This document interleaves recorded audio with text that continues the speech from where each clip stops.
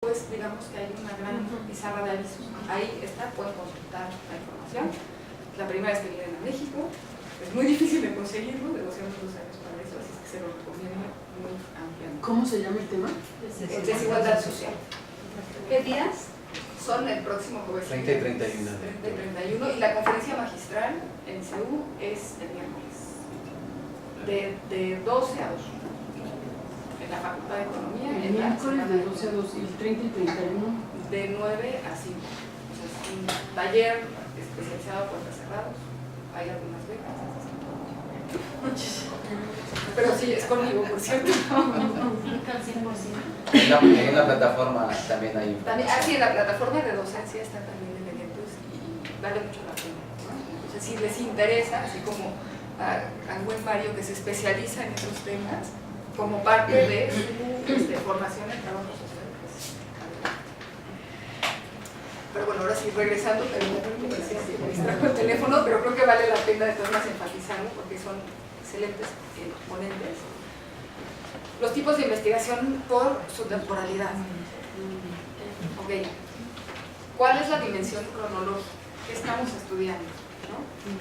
Estamos orientados a mirar el pasado, ¿no? La investigación histórica. Estamos orientados a mirar el presente, el hoy. Estamos tratando de hacer investigación que describa lo que estamos experienciando, o estamos orientados hacia el futuro.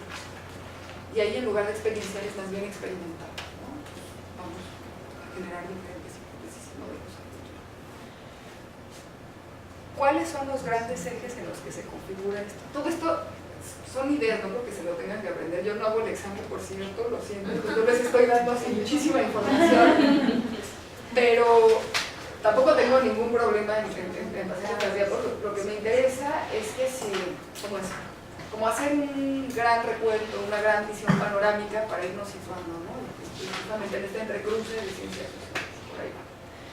También podría ponerme a explicarles que la sociología es esto y la antropología, pero en realidad hay tantos ejes en común, tantos puentes que pues más bien estamos con estos. En términos de, y esto se los digo porque es como te prueba, y ya no tan buenísimo, pero es más bien irse con el panorama general de qué es lo importante, y ya platicaremos, si me permite dar retroalimentación a nivel de las preguntas, pues hacerlo más bien de manera más amplia, para ver qué entendieron y qué comprendieron, que así, pregunta estas de solo hay una respuesta válida y es esa, se acabó, cuál es la clasificación de tal o tal, pues no, o sea, necesitamos apropiarnos de nuestras formas de concebir la ciencia y la salud, ¿no? Entonces, en la parte de la temporalidad nos vamos a dos grandes ejes: el eje diacrónico o longitudinal, también se le llama, es decir, buscamos investigar un fenómeno y su desarrollo en diferentes momentos y hacemos un continuum, ¿no? No sé, 2000 años antes de Cristo y el año cero y después 2000 años después de Cristo. Queremos ver, ¿no? En estos tres tiempos, pues bueno, estamos hablando de una larga duración, ¿no? Y entonces estaríamos pensando que vamos a hacer un estudio diacrónico, ¿no? O longitudinal. Pero por otra parte, digo, creo que no podemos ser tan ambiciosos, pero depende de qué tipo de tema de investigación, ¿no? Pero bueno, puede ser, no sé, se me ocurre, ¿no?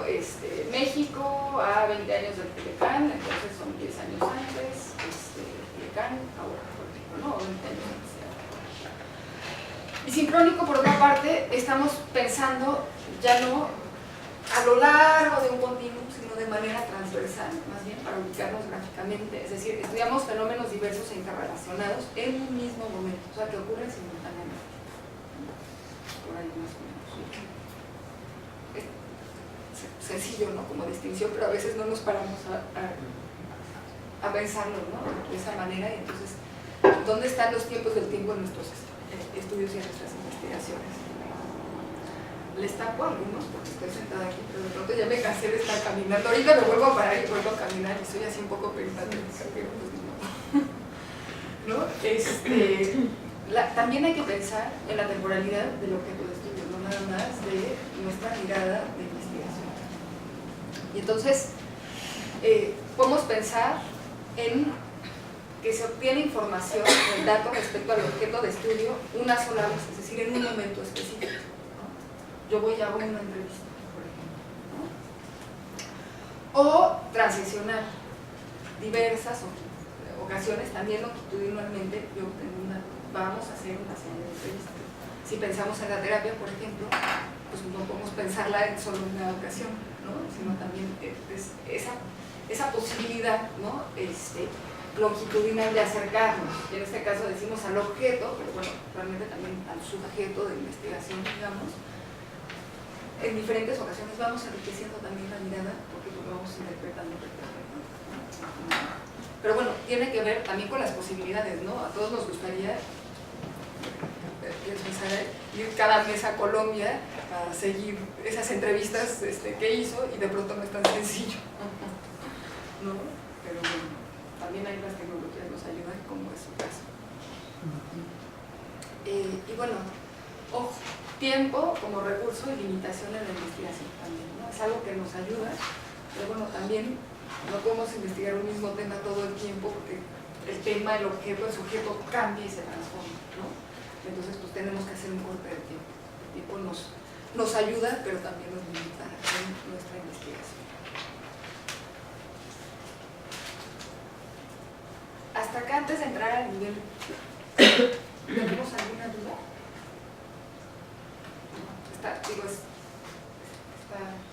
Está muy guapo, ¿no? Está bien, no, de verdad, está muy bien, pero ojo,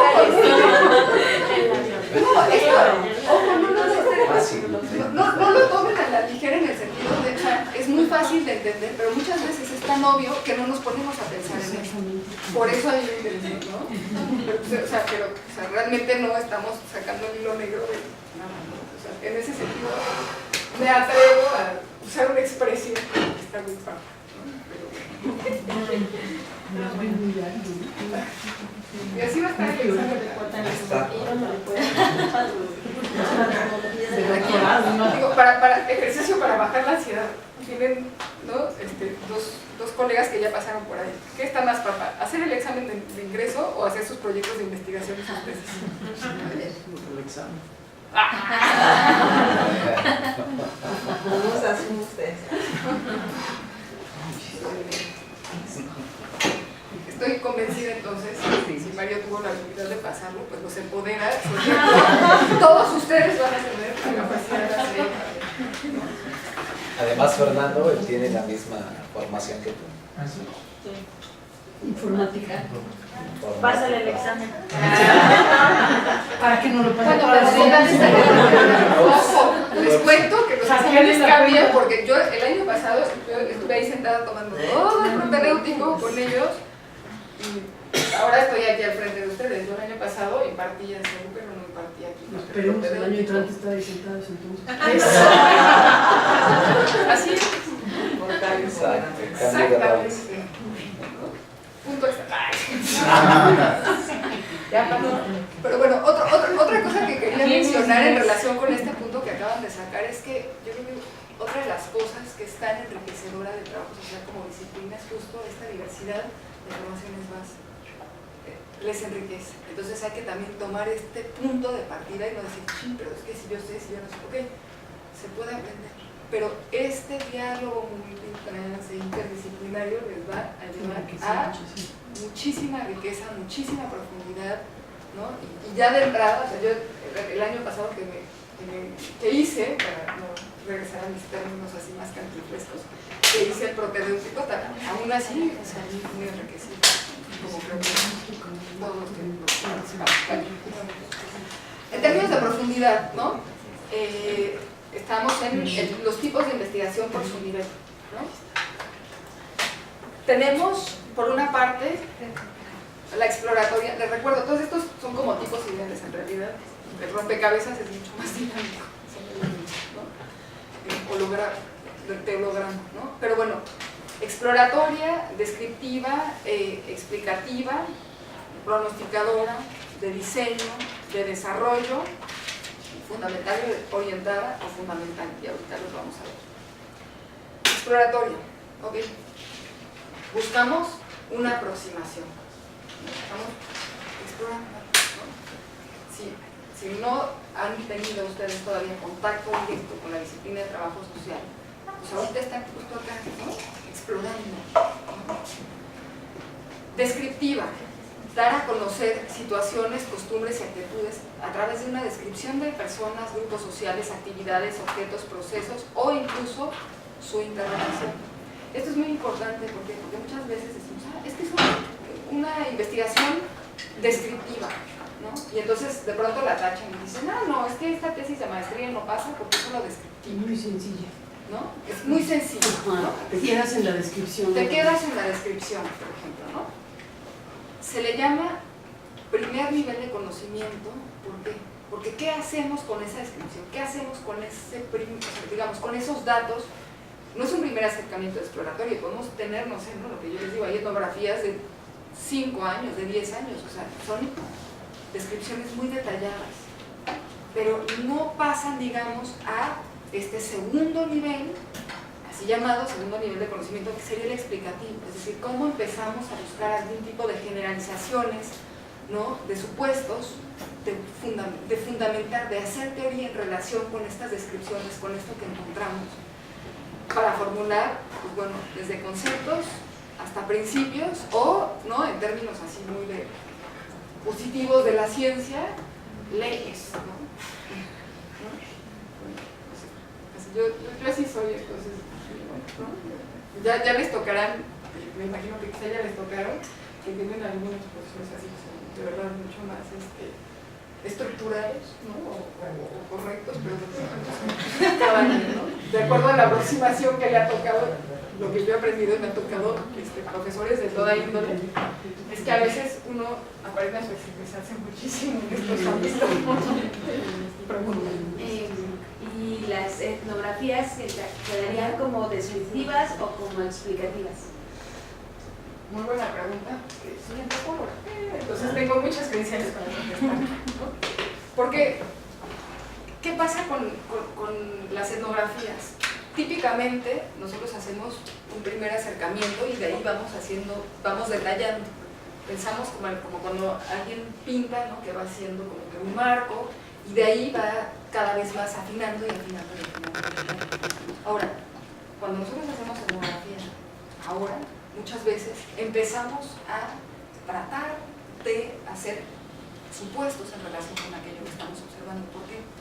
Porque al hacer etnografía tenemos que tener una guía, es decir, la cantidad de estímulos son tantos en cualquier segundo, en una etnografía, o sea, en un seguimiento, digamos que de cierto tiempo, ¿no? Aunque sea solo en un momento, pero que tiene, digamos, ¿no? Como que alguna duración, híjole, nos perderíamos, ¿no? Muchas veces en los primeros ejercicios, así, vamos a aprender a hacer etnografía, pues vamos a ir, todo lo que capte, ¿no? Y si ahorita yo les digo, vamos a hacer un ejercicio, eso estaría bueno, pero no sé si nos van a dar 3 minutos. Vamos a hacer un ejercicio etnográfico descriptivo del ejemplo. Y los mandamos a dar la vuelta, van a ver que cada quien se encontró cosas diferentes, ¿no? Que ya empezaron a observar ciertas cosas, a generarse ciertas hipótesis, ¿no? Que tiene que ver con cómo van ya sistematizando eso que observan, ¿no? Y entonces, digamos, sí hay etnografías detalladas, descriptivas, que buscan quedarse en ese nivel simplemente para dar un panorama, pero es muy difícil porque ya tienen como algún tipo de guías con base en los cuales se orientan al menos para hacer esa descripción detallada, ¿no? Lo que sí no se vale a este nivel es quedarse solamente en la descripción. Tienen que ir a fuerza a el segundo nivel de conocimiento y es buscar explicar, ¿ok? Esto es lo que está pasando, pero ¿con qué tiene que ver esto que está pasando? ¿No? Porque ese es el conocimiento que ustedes van a generar, ¿no? ¿Sí vamos a generar o lo vamos a tomar de otras, Perdón, el micrófono con los que están... Esa es una pregunta difícil, ¿no? ¿Vamos a generar conocimiento nuevo o lo vamos a tomar prestado de otras corrientes, de otras teorías, de otras academias? O de otros sujetos, ¿no? Porque muchas veces buena parte del conocimiento es no reconocido, ¿no? Pero esta es una de que cuando nosotros estamos en el nivel, por ejemplo, en el primer nivel, en el nivel descriptivo, muchas veces estamos recogiendo directamente de muchas otras fuentes aquello que estamos observando, con lo que estamos trabajando. Por ejemplo, se me ocurre bien, pues decir, pues yo voy a hacer un compendio de todas las corrientes teórico-conceptuales que se han enfocado a trabajar con la pobreza, ¿no? Y entonces, me voy a, ¿me las estoy inventando? No. ¿Lo estoy generando yo? No. Cuando empiezo a sistematizar, ¿es lo que me encontré? No. Ya estoy yo haciendo en relación con ese conjunto de conocimiento. Ahora, dicen, esto es tocas un punto que nos llevaría como a la ética de la investigación y que también es súper importante, ¿no? Porque muchas veces, como teníamos como esta visión de que quien hacía ciencia era solamente quien tenía las credenciales para hacer ciencia, ¿no? Entonces, o sea, ¿qué pasa ahora? Bueno, yo hago la patente y entonces, a ver, yo generé el maíz a lo largo de no sé cuántos años. Pero Monsanto lo patentó tú. Pero si yo tengo la capacidad de hacer una pequeña deflación y entonces ya es mío, me lo apropio. O sea, digo, es un ejemplo así como más choteador y más político, pero que me lleva al fondo de este proceso. Si nosotros pensamos, ¿no?, en las dinámicas sociales, históricas del mundo, aunque sea región por región, ¿no?, grupo social por grupo social, estamento por estamento, entonces vamos a ver que siempre hemos estado en interrelaciones, pero como les repito, no siempre estamos en las mismas posiciones de poder para definir qué vale, qué no vale, qué se considera como ciencia, qué no se considera como ciencia, cuál es nuestra contribución o no. Es más, muchas veces se van a encontrar trabajos que pueden ser profundamente etnográficos, o sea, detallados, que no están en la interpretación, el análisis, tal, que no reconocen, no hay ni siquiera un agradecimiento de yo agradezco a las mujeres de San Martín, que gente pensando en mi propia tesis, que sí les agradecí, que además al revés, me acerqué a trabajar con ellas, ¿no? Pero digamos, puedo decir, ni siquiera se invisibiliza, ¿no? O sea, tengo todos estos conocimientos que son generados, que son míos, que yo los publico bajo mi autoría, ¿no? Y esto es bien importante también porque con las nuevas tecnologías cada vez tenemos acceso a más información, cada vez es más fácil decir, esta es la pregunta, este es el tema, San Google, San Wikipedia, ¿no? Y entonces, de hecho unos copy-paste buenísimos, en eso sí los súper especializamos, tómala. Resulta que entonces tenemos personas, en la universidad ha pasado, pero también ha pasado muchísimos niveles, en ámbito político, etc. A nivel político, y entonces resulta copia, ¿no? que los grandes expertos pues son grandes expertos en copiar o en traducir, ¿no? Porque también hay por ahí algunas, ¿no? O sea, muy interesantes grandes posicionamientos. Era una tesis publicada en Alemania hace 15 años. Entonces, o sea, creo que es el sistema está que tenemos una cierta autoría, o sea, no van a hacer una tesis a nombre original de alguien más, pero también hay que tomar en cuenta que buena parte, la mayoría de los elementos no son propios. Es más, van a, o sea, no sé si nos va a dar tiempo, creo que no, pero bueno, tenemos toda una maestría para verlo, no sé si, sí, y si no, lo vamos a ir platicando en el pasillo, no importa. Vamos a tener toda la posibilidad de romper con esta visión de que quien interpreta, quien analiza y quien hace conocimiento es uno que investiga. Y nos podemos ir a tratar de democratizar los procesos de investigación y de decir, ok, vamos a hacer investigación en conjunto. Y entonces, por ejemplo, es muy distinto decir, yo, el experto, la experta, decido, defino, analizo, explico esto, y entonces tiene validez. A tan solo regresar, después de que hicimos, ¿no?, una fotografía, por ejemplo, regresar al contexto en el que se hizo y decir, a ver, esta es la fotografía que yo recogí. ¿Qué les parece? ¿Tiene alguna validez en su experiencia, dado que se refiere a ustedes? Nadie regresa, ¿no? Es muy poco común, cada vez es más frecuente, porque cada vez estamos, o sea, ¿qué pasa? Nos vamos retroalimentando, nos nutre. El regresar nos permite tener otros puntos de vista que nos permiten afinar lo que hicimos. digo, podemos regresar 30 veces, híjole, nos vamos a pasar haciendo la maestría eterna, ¿no? También, o sea, hay que fijar cierto tipo de criterios, en tanto a que pues hay que entregar, los miro a ellos porque están así como que en estos procesos, ¿no? De que tienen que ir cumpliendo y la maestría tiene un cronograma, pues, específico y además justo y apretado, ¿no? Pero bueno, en la medida en que yo desde el punto de arranque, punto de partida, puedo considerar cómo estamos, ¿no? Generando saberes y circulando saberes, ¿no? En común y visibilizar esto. Y estas aportaciones darle su lugar, pues va a ser mucho más transparente y rica quizá los procesos de investigación. Pero esas son decisiones que tienen una base ética, pero que van a ir tomando, ¿no? O sea, quizá al revés el criterio para poder, no sé, ¿no? Cerrar la tesis. Sí, me gustaría regresar 4 veces a discutir esto, pero pues no tengo más que una posibilidad de visita, ¿no? Por ejemplo, entonces, no, tengo que trabajar lo mejor posible con tus límites, ¿no? Pero sí hay que, sí, o sea, el posicionamiento ético lo tiene que hacer, ¿no? Pero bueno, eso lo tengo la ética, por ahí puede ser interesante pensar en la ética en el examen, ¿no? Lo van a tener que hacer en sus tesis a fuerza, ¿no? Y en la medida que lo tengan más claro va a ser mucho más fácil seguir el pulso en esa investigación. ¿Por qué? Porque de pronto las cosas que no pensamos, pero que sí pesan, porque son transversales a nuestras investigaciones, nos saltan en Chile. Y ahora, ¿cómo resuelvo el hecho de que no di créditos, por ejemplo? Uy, voy a regresar. Depende. Pero bueno, regresando a los niveles.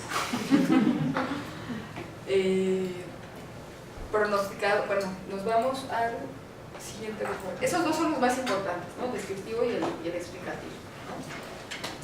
Y estas son otras formas, digamos, otros tipos de sistematización. Ahí, en esta, sí, gracias. Que dice, pronosticado. Además de la explicación, se generan modelos para pronosticar el comportamiento del objeto de estudio, ¿no? O sea, ya estamos buscando irnos ¿cómo es, no? A futuro, a estas generalidades en expectativa, ¿no? De diseño, permiten definir valores de factores del estudio con el fin de lograr el comportamiento deseado de un objeto, ¿no? Que podríamos decir que es como más instrumental. O de desarrollo, buscan desarrollar, completar, perfeccionar nuevos procedimientos, materiales, productos o procesos. Voy, me apropio de algo, lo complemento y lo regreso. Sería más transparente, no. Siguiente. Fundamentada, orientada, tiene que ver con problemas de investigación cuya vinculación a la práctica es indirecta y no tiene necesariamente una aplicación inmediata. O fundamental, se lleva a cabo con el fin de buscar y establecer nuevos conocimientos, si bien no precisa su relación con problemas prácticos. O sea, yo me voy a meter conceptualmente teóricamente a desarrollar un análisis, por ejemplo.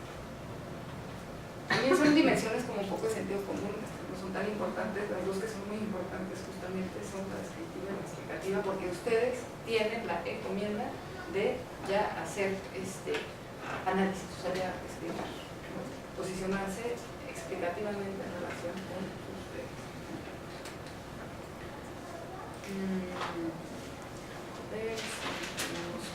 10 a lo mucho 20 minutos.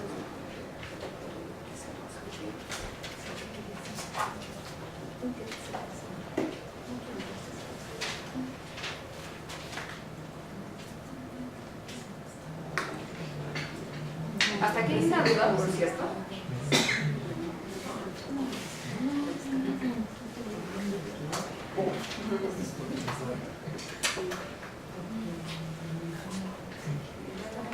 Sí, aquí hay una duda. Adelante.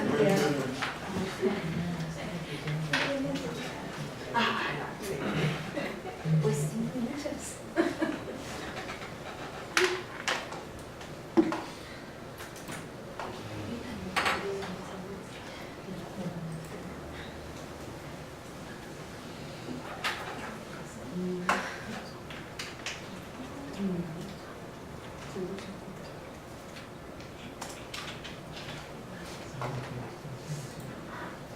No sé, estoy hecha un rollo. La verdad, siento que este tema es fundamental para lo que estamos logrando, sobre todo con las investigaciones que queremos proponernos y con nuestros proyectos. Y profe, la verdad, sí quisiera decirle que no me siento muy clara respecto al punto que se tocó sobre la generalización. Es decir, hasta qué punto yo llego a un contexto o a una localidad y empiezo a estudiarla, y a partir de eso entonces yo puedo validar mi abordaje a través de la creación de conceptos o de alguna manera creando una generalidad. O sea, eso digamos que me inquieta y me preocupa en el sentido de extrapolarlo a la investigación que yo me estoy proponiendo ahora, ¿no? Sobre la deserción escolar. Entonces, como quisiera que me explicara un poco más sobre la validez de la investigación que uno puede llegar a proponer o a realizar. Perfecto, súper. Esta pregunta es buena porque me permite posicionarme de frente al tema y de frente a ustedes. Como les dije, estamos tratando de hacer como un recorrido de tipo ideal. No es que todo lo que hayamos visto tiene que estar en todas sus investigaciones y que entonces cuando yo les digo, es que hay que buscar generalizaciones, cada quien tenga que ir y hacer una investigación de ese tipo, ¿no? Son como, ni siquiera los llamaría axiomas porque son tan diferentes, ¿no? Y tienen conceptualizaciones que, como les he dicho, también varían mucho de acuerdo tan solo al manual al que se estén remitiendo. Pero a mí lo que me interesaba o me interesa es hacer un panorama general de cómo podemos, digamos, que tomar estos diferentes ejes, no para que los haga cada quien en su tesis, entonces no hay problema, ¿no? Que no haya conflicto, que no haya estrés, que baje la ansiedad, o sea, simplemente como diferentes ejes para empezar a entender cuáles son, ¿no? Estos, digamos como nuestras formas de entender y de hacer ciencia social, ¿no?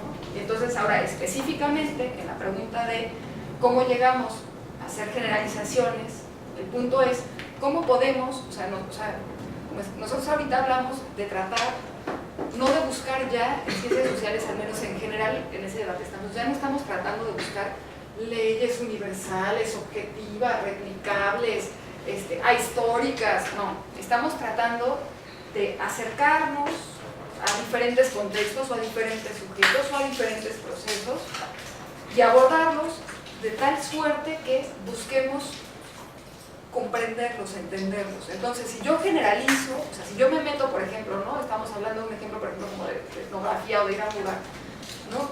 Y entonces yo encuentro, digamos que ciertos elementos, ¿no? Que se repiten, que tienen cabida, ¿no? Que pum, me los topo una y otra vez, digo, pues quizá esto me lleva a pensarlos, ¿no? Como algo que se pueda generalizar. Ahora, ¿qué pasa? Por ejemplo, yo puedo pensar en que yo me fui a no es el caso de mi comunidad de estudio, pero lo voy a usar como ejemplo, aunque esto no sucede ahí, lo aclaro. Yo puedo decir, me voy a ir a una comunidad oaxaqueña y observo muchísima violencia intrafamiliar. Pues es que así es, ¿no? O sea, la sociedad es violenta, ¿no? En términos de violencia intrafamiliar. Y yo generalizo, imagínense, hasta le digo, no, pues es que la ley es que las relaciones entre varones y mujeres en las comunidades oaxaqueñas, mexicanas, son de violencia. Híjole, qué duro, qué grave. ¿Qué pasa cuando entonces yo me voy? O sea, si a partir de ese estudio de una comunidad, que yo me voy a la comunidad de junto y resulta que no es cierto, o que no es así, o que me encuentro otras cosas, o que la misma violencia se expresa de otras formas, ¿no? Eso es, o sea, ese es como parte de este cuidado, porque cada vez más hablamos que lo que nos interesa es asir la realidad de la manera que podamos, desde los lentes que podamos, entre más claros los tengamos, desde donde estamos mirando la realidad social, más fácil va a ser ubicarnos, pero de ahí estamos haciendo aproximaciones y queremos explicar lo que tenemos frente a nosotros, lo que estamos tratando de interpretar, porque también ya estamos en este paradigma en el cual pues, siempre estamos interpretando, o sea, ya no estamos frente a una realidad tal o a una esencia tal, al menos no tenemos forma de asirla, ¿no? Siempre estamos intersubjetivamente tratando de construir conocimientos, ¿no? Y claro, sí que podemos encontrar ciertas pautas, ¿no? Pero aún así yo les digo, ¿por qué la temporalidad? Puede ser que las generalidades que nosotros encontramos, pues aún en el mismo contexto del estudio, esto pasa mucho, yo regreso 3, 5 años después al mismo contexto y cambia, ¿no? Entonces estas generalizaciones que yo hice ya no son válidas, ¿no? Entonces hay que tener como muy claro, no nada más la posibilidad de generalizar, ¿no? Sino cuáles son las limitaciones que hacer, ¿no? Bueno, yo me quería ir un poco, no sé si quedó claro o hay, o sea, si hay una pregunta en relación con esto más. Además, yo me disculpo, a mí me hacen una pregunta y yo les respondo con otras 4 o 5 preguntas, pero bueno, me parece que, digo que esta es la forma en la que he aprendido, he sido retroalimentada y por ende retroalimento. ¿No? Quería irme quizá a las premisas de la investigación cualitativa. Esta es la número 23, que nos da más o menos tiempo de cubrirlas. ¿Y por qué las premisas de cualitativa? Porque es en lo que yo me especializo. Entonces, más vale, ¿no? O sea, van a tener expertos en cuantitativa.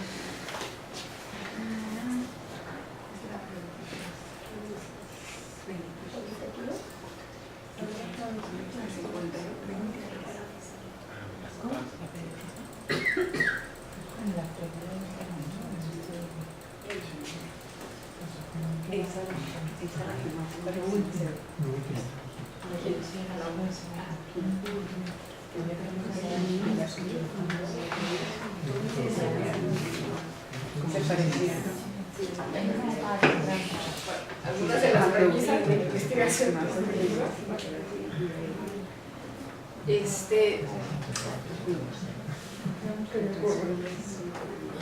ejes también, ¿no? Estamos en ejes. Se pueden y las van a ir cuestionando y se van a ir apropiando que son mucho más centradas, ¿no? Pero bueno, en general podemos pensar que la investigación cualitativa es inductiva. ¿En qué sentido? Quienes investigan van desarrollando conceptos, intelecciones o comprensiones partiendo de cuáles son las pautas de los datos, ¿no? Justamente lo que estamos diciendo en relación con la observación y la explicación.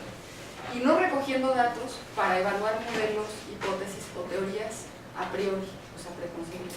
Nosotros nos acercamos a un campo social tratando de ver qué es lo que nos encontramos. Es esto como decir, o sea, si yo voy con el molde y digo, voy a vaciar aquí el agua, pues, ¿qué forma va a agarrar el agua? Pues va a haber molde, ¿no? Y esto hay que tenerlo en cuenta, de verdad, a pesar de que ustedes tomen, ¿no?, sus posicionamientos teóricos, metodológicos, cualitativos, van a tener que ver con qué investigaciones hacen, con qué resultados se obtienen. Por eso les decía, miren bien dónde están sus propios lentes al hacer investigación, dónde están ustedes parados, ¿no?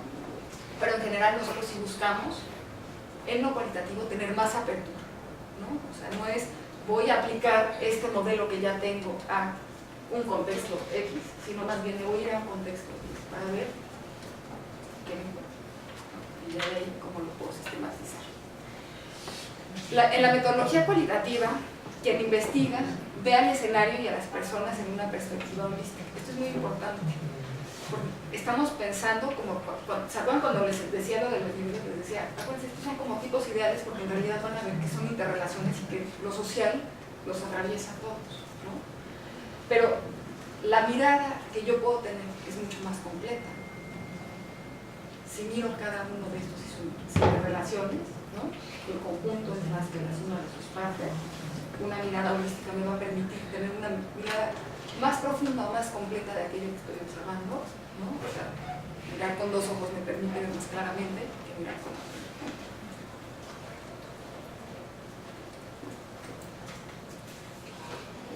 Las y los investigadores cualitativos son sensibles a los efectos que ellos mismos causan sobre las personas que no son objeto de su estudio y su contexto. Esto es bien importante porque la investigación no es neutral ni de partida ni de proceso, ¿no? O sea, lo que nosotros hacemos tiene un efecto, impacta, ¿no? Y en la medida que nosotros empecemos a pensar cómo impacta, va a ser más fácil tener un posicionamiento, regresando a la ética, ¿no? Va a ser mucho más fácil decir, ok, el efecto es este y lo que he pensado o incluso las acciones que tengo en relación con este efecto son tales o cuales, ¿no? En el caso ya específico de los temas de cada uno, ¿no? Que esta vez no me tocó escuchar, la vez pasada ya los conocía bien, o sea, como más fácil acercarnos a los temas concretos con ejemplo, ¿no? Pero sí piensen, ¿no? ¿Cuáles son los efectos que pueden tener? Y bueno, las y los investigadores cualitativos tratan de comprender a las personas dentro del marco de referencia de ellas mismas, de las personas, ¿no? Es esto que les digo, en la medida que tengan más claro dónde están ustedes, también van a tener más posibilidad de acercarse a mirar cómo se miran las personas, ¿no? Y esto es bien importante porque es esto que les decía, ¿no? Pues es que el ejemplo que les había dicho, ¿no? De la sociedad está, oye, espérate, ¿y quién la está mirando? ¿Y cómo cambia de acuerdo según quién la mira? ¿No? Como la mía. ¿Cómo la mira? ¿No? ¿Con qué finalidad la mira? ¿Cómo cada o sea, ¿para qué? No es lo mismo hacer investigación de la maestría de trabajo social del crimen que hacer investigación en Monsanto. Que si te pagan ellos. Más allá de quién te paga, como contexto. No, claro. Pero es que las grandes empresas lo que están cooptando es a los investigadores sociales y a los trabajadores sociales y no les vas a dar una investigación y salga todo lo contrario, es un negocio. Y no es nuevo. No, en absoluto. ¿No? Pero esto es muy importante, ¿no? Y acercarse, o sea, es siempre una aproximación.